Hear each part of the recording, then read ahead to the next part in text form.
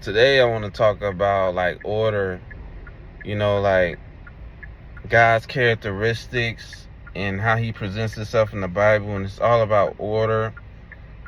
And also this is mainly to touch on like people claiming God has no son, you're delusional, the Muslims or whoever.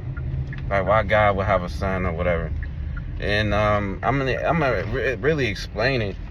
In the simple fact, you got to look at the world. It has an order. Everything has order.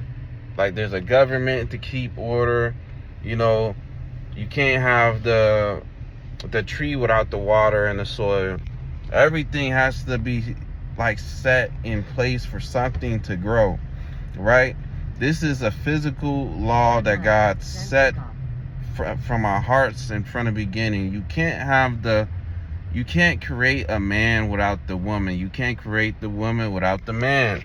But who came first? The man, the leader, lead.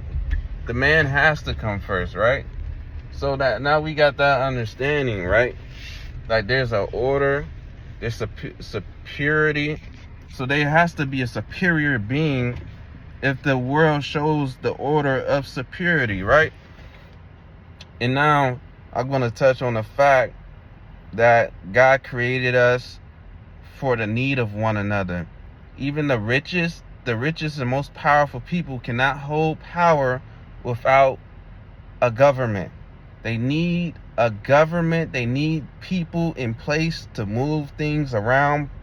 Just like a game of chess, you got the pawns, you got the horse, you got everything to move around. You can't have order without a government, somebody to help you in place. Now, just like the president, you got the president and you got the vice president, you got the senators and all of that other stuff. Has a everybody has a job. Everybody. But they get the shots called from the president. We know that's not how essentially it works for our government, but just say in China or somewhere else, everybody goes to the president for the shots. They call everything. You can't get around it. You got to go to the big guy.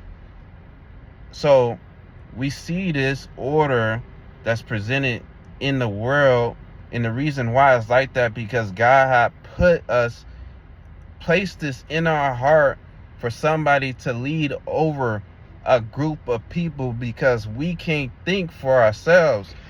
And this is why it all comes to,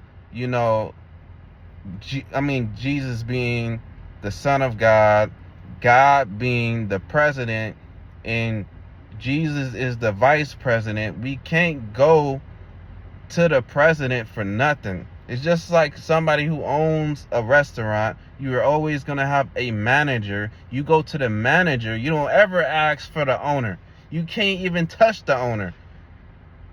It's the same concept. The manager is the one that can touch the owner. You can't. You're too far away from it. So for us to get close to the owner, we got to go through the manager. And people would be like, well, why would God, the Son of God die for my sins? Because of the simple fact, I'm going to just say like this. Everybody has to help one another, just like the government. For the government to work, everybody has to be on one accord. Everybody has to help one another. Just like for your job, you need help to do your job. Somebody gotta, just say if you work at a restaurant, somebody gotta make the sandwiches. Somebody gotta cash the people out. Everybody gotta be in one accord for this job to work. So this is why, and it's not just Jesus that's on our side. He got angels. God got angels. He got, he got other things in the heavens that's helping us, but the Son of God is the manager. And through his Son, he's helping us. This is God characteristics. We're built to know we need to help one another. This is how you know this is how God works, because everything in this earth is like, it replicates his mentality, how God works. So for people to say, why would God have a son? You're going against God by saying he don't have a son, because it replicates how God characteristic works. Everything has an order. Everything. It's common sense.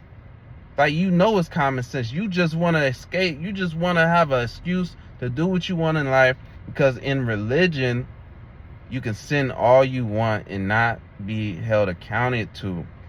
You can do things in the dark and go back to your church and be worshipped like you're some sort of God. And that's the thing, what religion does, it makes you the idol, not God. So this is the reason why the Son of God exists, and he's real.